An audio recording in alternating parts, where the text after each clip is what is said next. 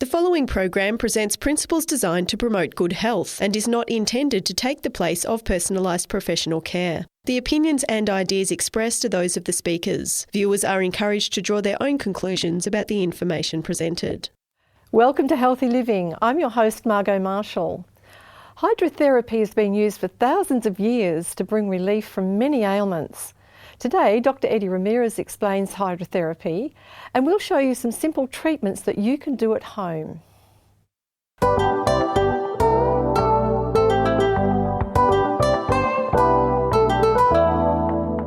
Healthy Living is a 13-part production of 3ABN Australia Television, focusing on the health of the whole person, body, mind and spirit.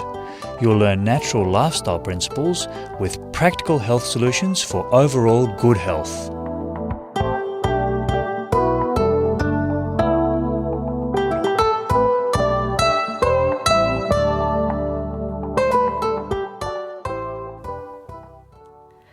We're privileged today to have Dr Eddie Ramirez help us understand the amazing benefits of hydrotherapy, or water treatments if you like. Welcome to the program, Eddie. Thank you very much. We're really looking forward to having you tell us how to treat these ailments. Well, hydrotherapy is something that has been used for long periods of time. In fact, I remember recently I had a long layover in England, and so I was trying to figure out what I was going to do with my time. My top two options ended up being Stonehenge and Bath, England, which is a place that Romans used to use for hydrotherapy. Fortunately, the closest one was Stonehenge. That's why I went there. But one of these days, I'll end up going to Bath. But anywhere you go, you always find these hot springs around the world. Yes. And people have realized there are benefits of using these hot springs. And what happens with hydrotherapy is that there is nothing magic about the water per se, but it is the manipulation of the heat through water. So some researchers actually have proposed that the correct name of this modality should be hydrothermotherapy, because you are manipulating heat with water. Yes, that sounds like a really good, way to call it. And the reason why this is so effective is that the largest organ in the body is the skin. And the skin has an effect on blood vessels and even internal organs, as we will be learning today. You're going to learn quite a bit of information, so I encourage you to stay tuned as we will be learning the principles of hydrotherapy. We even have some volunteers here that will help us apply this treatment so you can see how it's done. Oh, excellent. And when talking about the properties of water, let's just understand a small concept. There is a measurement of energy that we use in physics that is called the calorie. And in order to raise 1 cubic centimeter of water 1 degree, I'm going to be requiring 1 calorie. Okay? So water has the capacity to store tremendous amounts of energy. That is why water is so useful in hydrotherapy. For example, if you have ever been in a place where there is snow, you will notice that even though it snowed a few days ago and the temperature is above 0 degrees, still many times there is snow in the ground. How come that happens? Well, it's because you require, in order to melt 1 centimeter of snow, in order to melt it into liquid, you're going to need 79.2 calories. So you need lots of energy. The water is able to store this heat. And then the opposite also happens. And I'm sure many women that have been cooking, they have experienced this. Yes. They open the pan where the water is boiling, the steam comes up, and what happens? Oh, I know what happens. When we first got married, I wanted stainless steel saucepans. I was determined to have them and couldn't afford them straight away. So I thought, if I buy cheap saucepans, I won't want to throw them out. So I used basins, enamel basins with a plate on the top. Each time I would look in to see if it was cooked, that steam came out and I just had burns on my arms for a long time before I figured out how to... Yes, it really does burn. The reason why is because you are releasing 537 calories.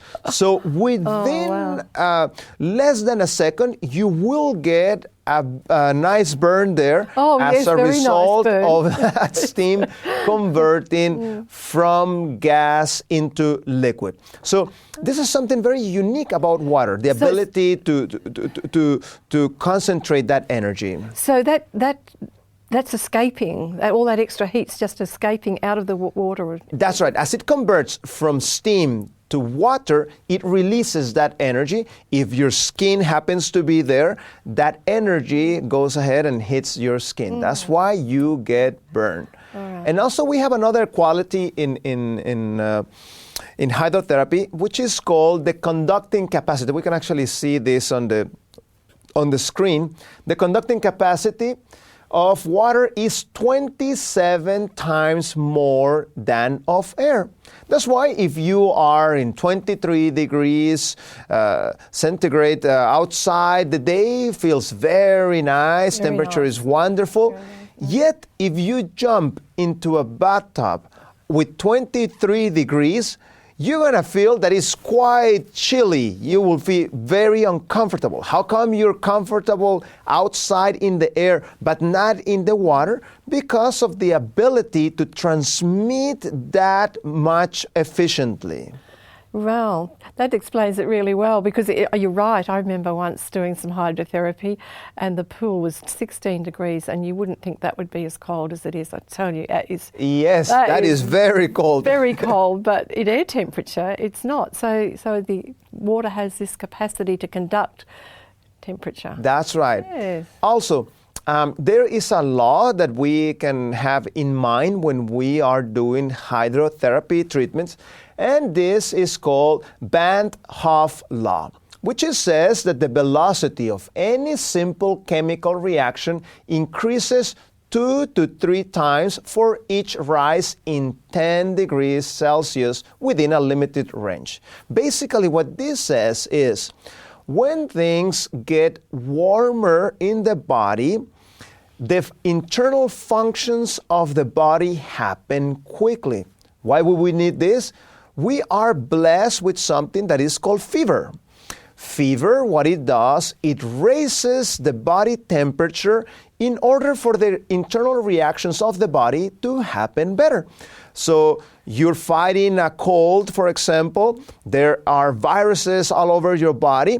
So the body, in order to make this killing of this virus more efficiently, what it does, it raises the energy. In that way, your immune system happens to run faster, cells happen to consume the energy faster, and you actually see this in the respiration. That's why you breathe a little bit more when you have fever. And it was very interesting. I was in the immunology class when I was in medical school. The topic of the day was fever. And the professor was explaining with great detail why fever, increases metabolism, increases the ability of the immune system to kill germs. Some germs actually don't like to be so hot, so you end up actually damaging some of the germs when the temperature goes up. So then I raised my hand and said, Professor, I have a question. So how come we remove the fever when somebody has fever? What a good question that was. He kind of stumbled a little bit. I didn't expect it. Yeah. And basically what he says, well, it's tradition that we do that. Oh. And the thing of it is that you have to use common sense, But when you have a fever, you need to learn to work with the fever. It's a good idea to be measuring the temperature. Make sure it doesn't go too high, then we can get in trouble. And if you saw even Van Hoff law, it says they're within a limited range. In other words, this is not infinitum. No. It has a certain limit. So you're saying that the fever, when we get sick, that's and right. Our temperature goes up, it's the body's own way of helping you to deal with what's going on. That's right. It's helping you aid with the problem. If you cut down the fever, the disease is going to extend farther, okay? Right. So be careful with that. Also be careful, children that have had seizures and so forth. You don't want those children to be experiencing fever and so forth. Those are going to be very, very delicate instances. Sure. But anyhow, let's continue with the topic.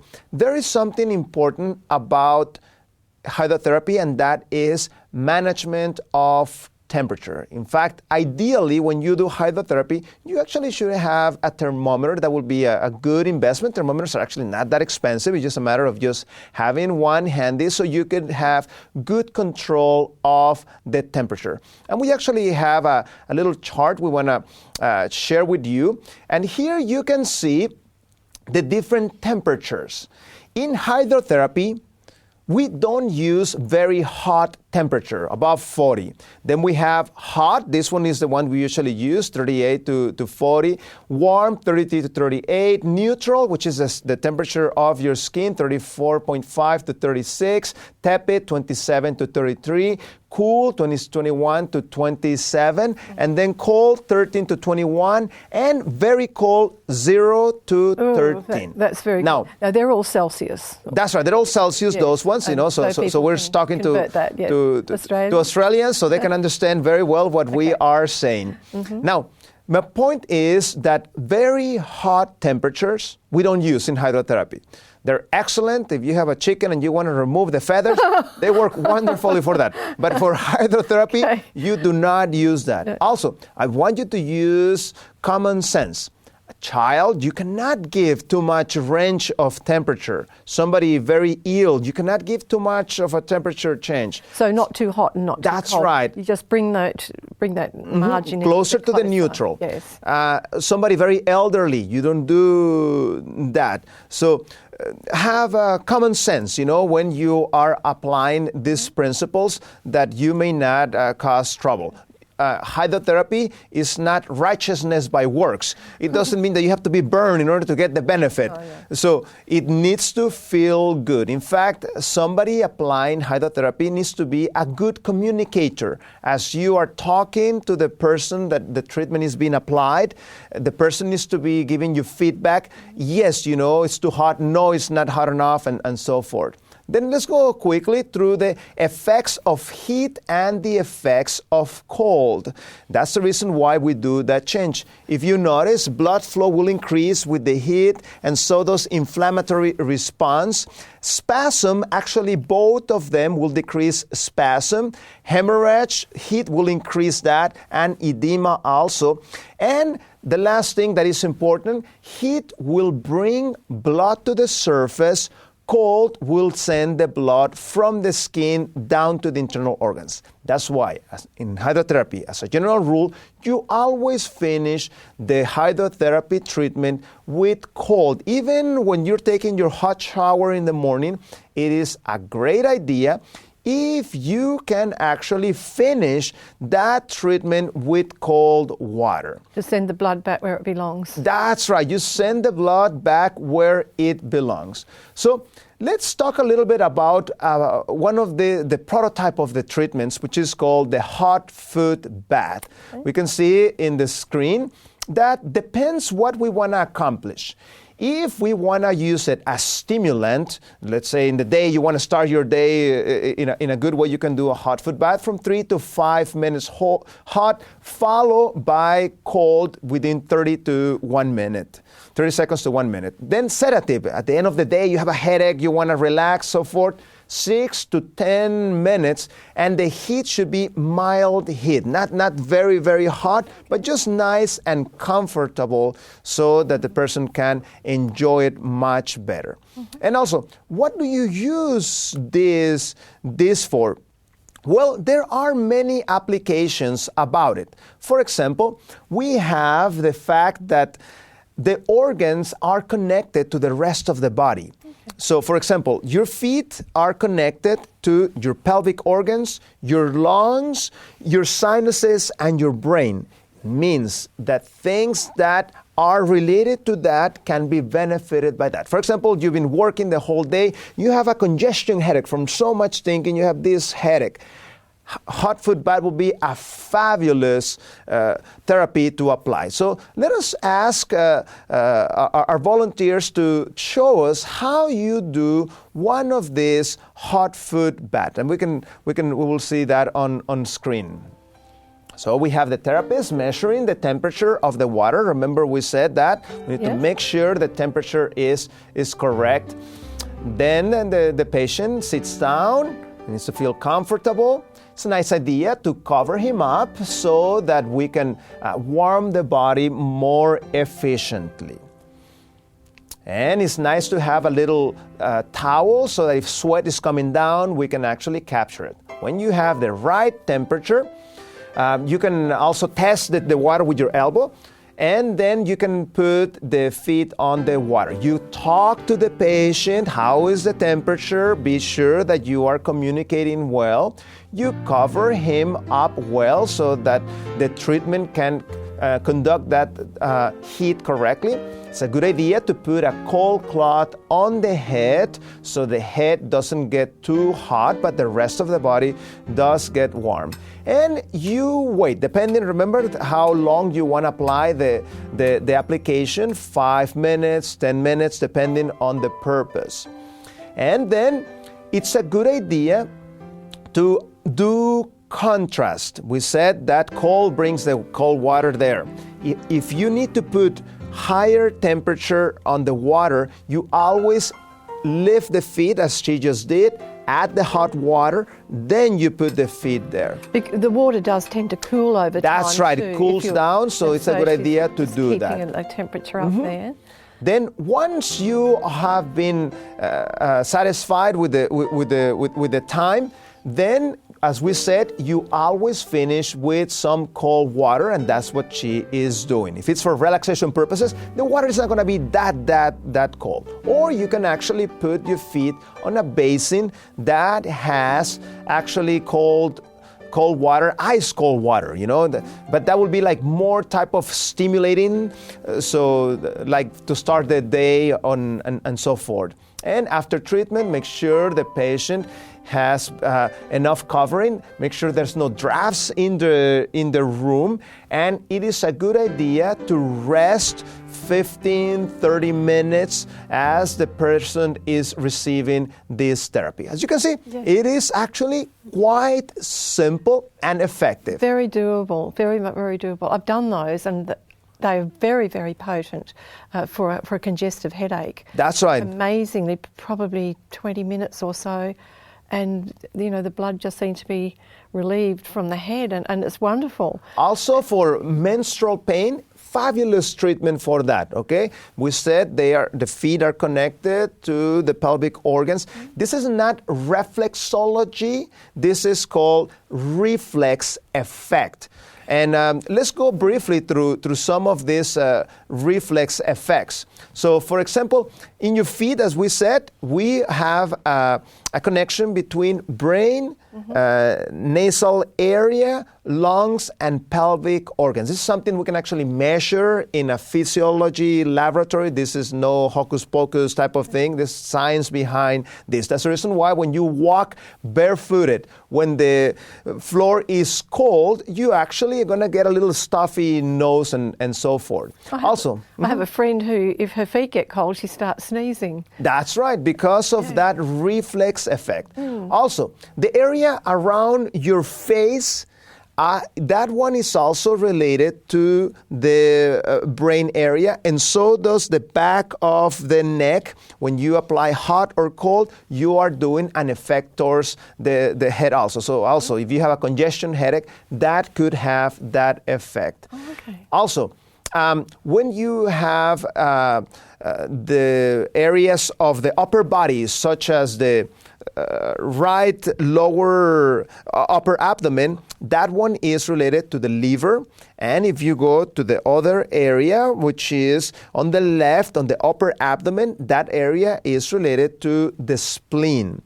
Also, the lower back is related to the kidneys. So I'm hoping you're taking notes, because this is going to be quite a lot of information.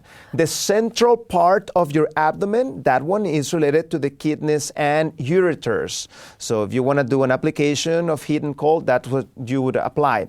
Then also the area that is called the perineal area, which is the area between your anus and your genital organs, that area is related to the prostate in the case of the males, and is related to the female organs in the case of the females. So you can do what is called a sitz bath, the same way that we apply that hot foot bath just to the pelvic areas, and in that way you can get some benefit from that.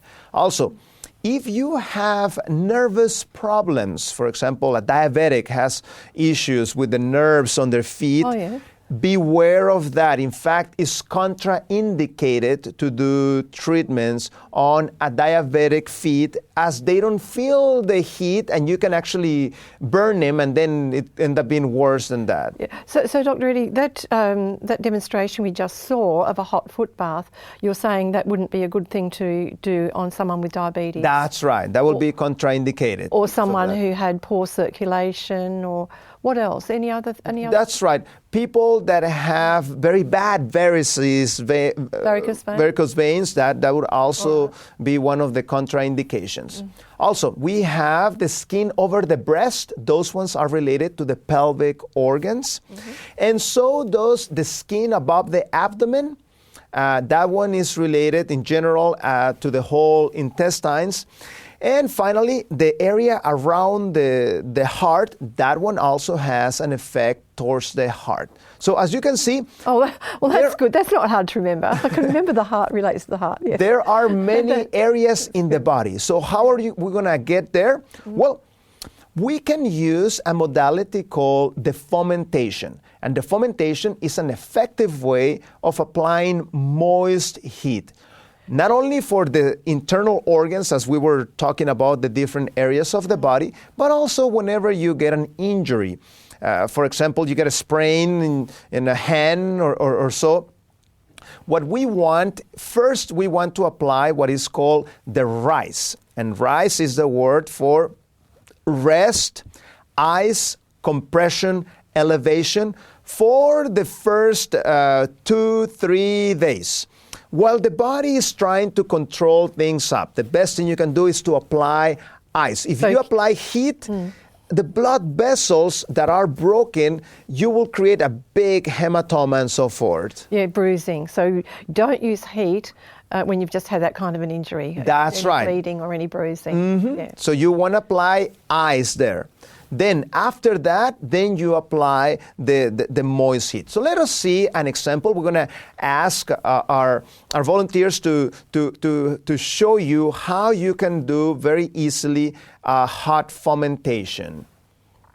So you need a microwave, you need a towel, and that towel is wet, it's wringed very well, it's put on a plastic bag, and then you put it in the microwave. I think we can see it there in the microwave. That's right, it's inside the microwave right now. The patient gets on the bed, and then it's a good idea to cover him. In his case, his problem that we're simulating here is a fact of he has a little bit of congestion in the chest. So we make the person comfortable. It's a good idea to apply some heat in the feet. You can actually put the feet also in hot water at the same time you're doing that with the same methodology. Okay. It's a good idea to pray before the application. By personal experience, I can tell you it is much more efficient when you do that. Very carefully, it can be very hot. You get that fomentation. You apply, you use some hot type of fabric, okay? Now they're going to put a barrier between the heat. That's right. You don't want to burn the patient. No. You apply the moist heat. See that steam coming off? She's using a wool fabric, which is fabulous for that purpose, and then you apply a towel. You communicate with the patient. If it is too hot, you need to ask, you add another layer. Be careful, males, sometimes they tend not to speak very much. Make sure you ask them. If you notice it's nice and red, so then you apply between the transition and a nice application of cold. It could be all the way to ice water. That wasn't very long, was it? That steam didn't last very long, probably 3 That's right, minutes? 2-3 minutes, depending on how thick the fabric is how long the application is going to last. So you need to keep... And you need to have another fomentation ready in the microwave while you apply that. And you could do that what, 2, 3, 4 times? That's right. You can do 3, 4, 5 times this. So how long you're going to leave it depends on how warm the fabric is that is carrying the heat. You can even put your hand underneath so you can be testing to make sure that it's nice and warm. You always finish with cold. She has ice cold water, and you quickly rub over the area that you have done in order to send the water there. Make sure you dry it so the person feels comfortable. And it is important, cover up the patient and let him rest. And you can also close with a word of prayer. Make sure the patient is comfortable. Then leave him there in the room. Make sure that he is resting enough. And make sure that you keep those communication, the communication open, yes. If there's any uncomfortableness and so forth. And as a general rule, if you are uncomfortable with something, don't do it. Okay, for safety, you'd say, well, what about that problem? Should I apply it, yes or no? If you're not comfortable, please don't do it. But where else might you apply that kind? You can apply this like for pain in joints, for pain with nerves, like somebody has problems with arthritis. That's right. You would apply it like in the hands if the person has some arthritic type of pain. Muscle tension works wonderfully on your back.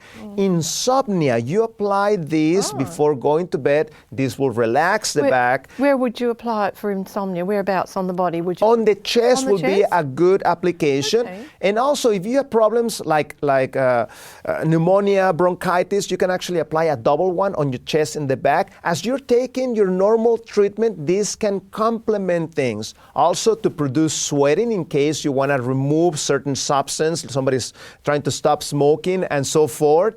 And also, warming up before a massage, this will be a fabulous application. Then the therapist can just work on those nice, warm muscles. So as you can see, very useful and very simple to apply these principles. I hope you try them out. Thank you for that excellent information, Eddie, and you're well qualified to share it with us. Thank you. Well, since the 1990s, I became certified by the state of California to allow me to teach hydrotherapy principles, and I've done it in literally all over the world, from Africa to America to Asia, and now here in Australia. And we're very privileged. Thank you so much.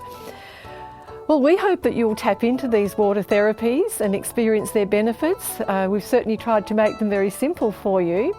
And if you want to watch our programs on demand, just visit our website. That's at 3abnaustralia.org.au.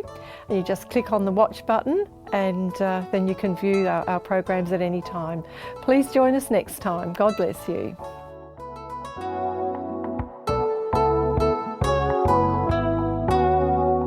You've been listening to a production of 3ABN Australia Television.